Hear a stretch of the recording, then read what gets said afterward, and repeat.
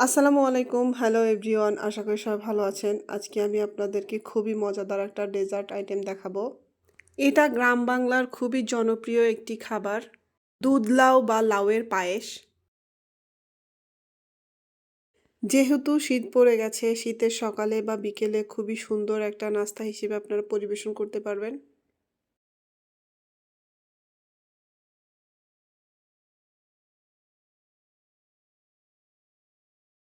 তো প্রথমে আমরা লাউ নিয়ে নিব। লাউ বা কদু যারা যেটা বলতে অভ্যস্ত। এরপর লাউয়ের গায়ের যে চামড়াটা আছে আমরা এটা ছাড়িয়ে নিব। আর ছাড়িয়ে নেওয়ার পর ভিতরের যে নরম শাঁসটা থাকে আমরা সেটাও ফেলে দিব। এরপর একটা গ্রেটার নিয়ে আমরা লাউগুলোকে গ্রেট করে নিব। এভাবে করে আমি সবগুলো লাউ গ্রেট করে নিব। আমি একটু মোটা মোটা করে কুচিয়ে নিয়েছি। আপনারা চাইলে আরও চিকন চিকন করে নিতে পারেন।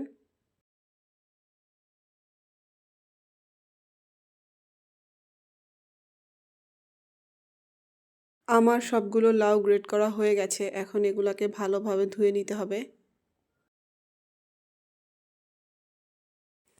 এরপর চুলায় একটা হাঁড়ি বসিয়ে তাতে পরিমাণ মতো পানি দিয়ে দিব। পানিটা যখন ফুটে উঠবে তখন আমরা গ্রেট করে রাখা লাউগুলো দিয়ে দিব।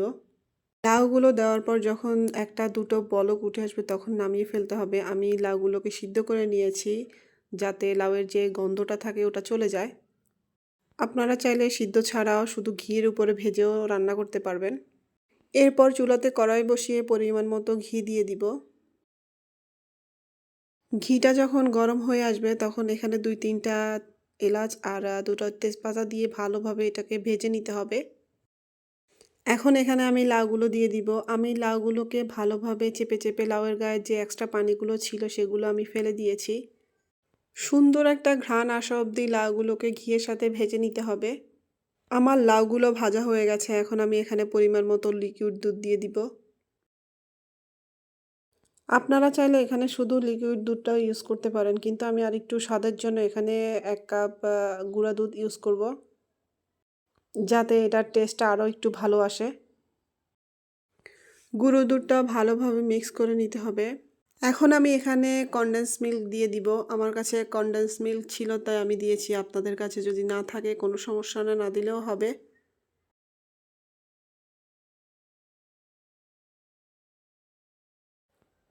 স্বাদ মতো লবণ দিয়ে দিব।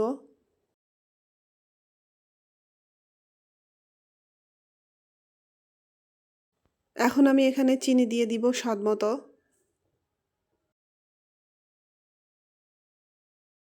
জাল করতে করতে যখন দুধের মিশ্রণটা অর্ধেক হয়ে আসবে তখন এখানে আমি ১ কাপ পানিতে ১ চামচে চালের গুঁড়া ভালোভাবে গুলিয়ে নিয়ে এটাতে আস্তে আস্তে ঢেলে দিব। মিশ্রণটা এক হাত দিয়ে ঢালতে হবে আর এক হাত দিয়ে নেড়েচেড়ে নিতে হবে। আস্তে আস্তে যখন দুধের মিশ্রণটা বলক উঠে আসবে তখন দেখবেন দুধের মিশ্রণটা ঘন হয়ে গেছে। আর অনবরত এটাকে নাড়তে হবে, না হলে নিচে লেগে যাবে।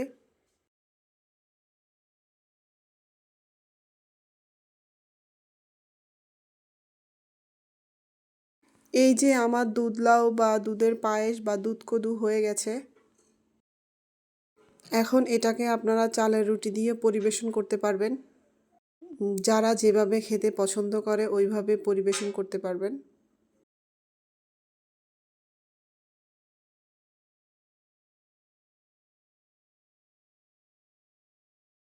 তো সবাই ভালো থাকবেন, সুস্থ থাকবেন। আল্লাহ হাফেজ।